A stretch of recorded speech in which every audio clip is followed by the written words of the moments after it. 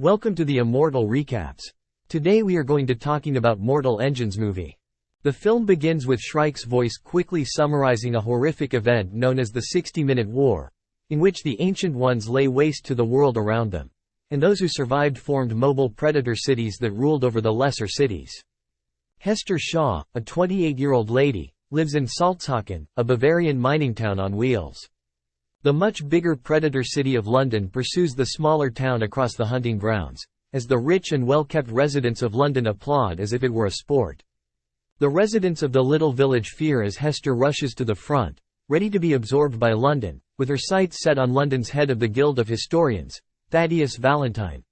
Salzhaken is brought into London in a couple of seconds.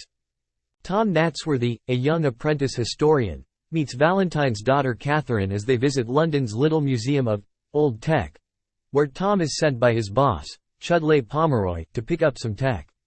They view a short film in which a bioweapon known as Medusa is blamed for the carnage caused by the 60-Minute War. Tom is dispatched to London's lower level by the spying chief navigator called Herbert Maliphant to spend some time with Kate, but she ends up accompanying Tom to his goal. Salzhaken residents are hauled in for processing.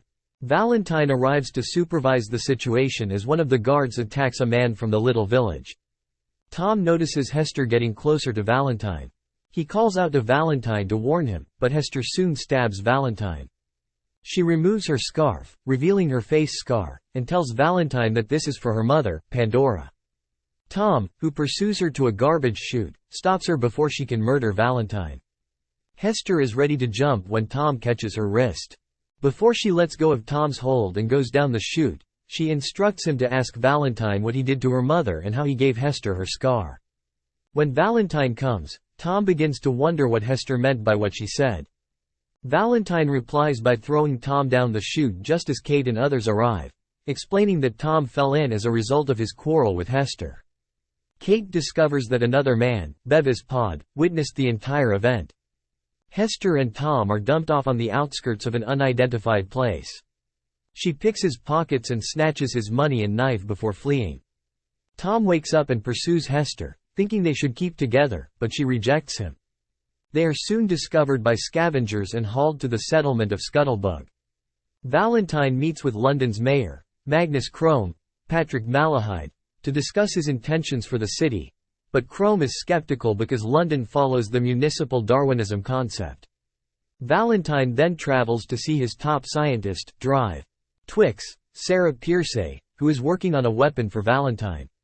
She also suggests a remedy to Valentine's problem with Hester. Valentine meets with London's mayor, Magnus Crome, Patrick Malahide, to discuss his intentions for the city, but Crome is skeptical because London follows the municipal Darwinism concept. Valentine then travels to see his top scientist, Drive. Twix, Sarah Pierce, who is working on a weapon for Valentine.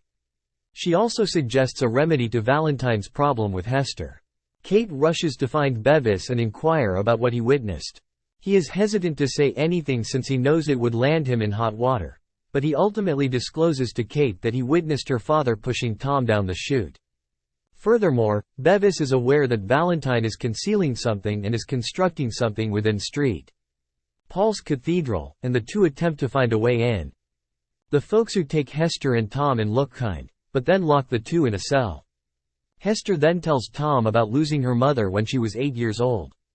Valentine was good friends with Pandora, Karen Pistorius, and always treated Hester with respect until the day Pandora and Valentine both discovered something that Pandora knew Valentine desired for his own sinister motives.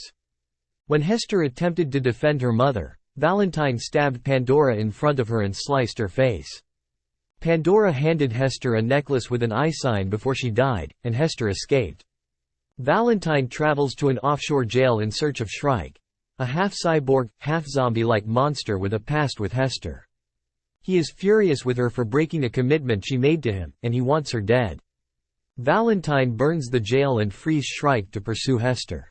Hester and Tom are carried to Rustwater for an auction where they will be sold as slaves. When Hester is brought up for sale, a woman called Anna Fang, Ji-hei, jumps up and declares that she will take her. The auctioneer is aware that Anna is a wanted fugitive with a price on her head in London, but Anna frees Hester and Tom after murdering the auctioneer and several of his men. They board her plane, the Jenny Hanover, but Shrike notices them. As Tom climbs the rope to the airplane, he tries to climb up and grab them. Anna throws a knife to Hester in order to free Tom, but she throws it to Tom in order to free Shrike. As they travel to their next location, Anna speaks to Hester and tells her that she knew Pandora and has been looking for her since Pandora's death.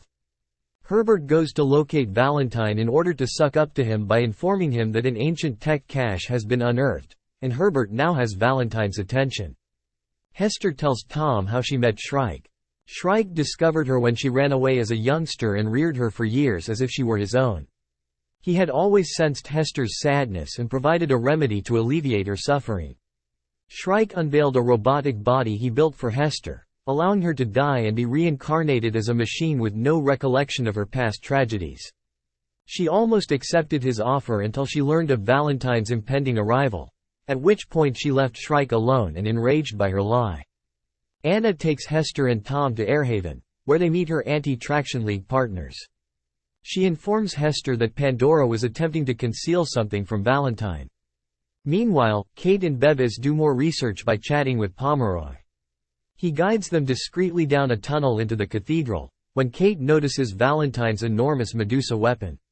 She also witnesses him shooting down Chrome when he discovers the weapon himself. Anna and her team are working to find a means to stop Valentine from bringing the weapon to Shanguo, a non-mobile metropolis that was originally China, and destroying the wall that shuts it off before destroying the rest of the city. Shrike then enters and begins attacking and killing Anna's comrades. As the survivors attempt to flee, Airhaven begins to burn. Shrike pursues Hester and Tom, nearly killing Tom until Hester begs him to leave Tom alone. Shrike realizes Hester has feelings for Tom. He also discovers that he has been severely injured in the struggle and that he is going to die for good. He breaks Hester's pledge and lets her leave. Shrike's dying thoughts are of Hester as a youngster as she tearfully departs him. She and Tom, along with Anna and a few others, flee. Valentine is getting ready to take London to Shanguo. Anna approaches Governor Quan, Ki Chan, for assistance in launching the anti-tractionist fleet against London. As they get closer to the wall, the heroes fly toward London. Valentine summons Medusa to launch the first major attack against the wall. Kate realizes what type of man her father is and refuses to support him. As another bomb hits the wall, many of Anna's teammates are shot down and killed. Hester and Anna make it to London and visit St. Paul's. Hester discovers that her mother's jewelry contains the Medusa murder drive. Valentine and Anna struggle while Hester attempts to shut down Medusa before the final explosion completely destroys the wall. Valentine murders Anna, but she survives long enough to see Medusa shut down. Valentine still intends to crash London into the wall, claiming millions of lives in the process. Kate tries to halt London's engine, but it refuses to move. Tom directs the Jenny Hanover at the engine, prompting London to slow down. Valentine attempts to flee on his own plane until Hester pursues him.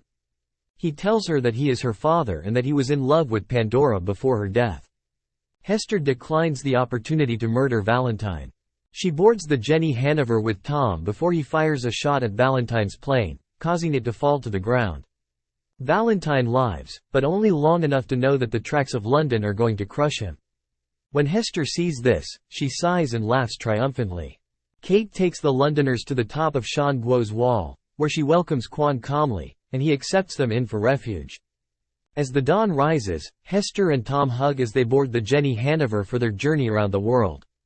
Thank you for staying with us. Remember to subscribe to our channel. See you in the next episode.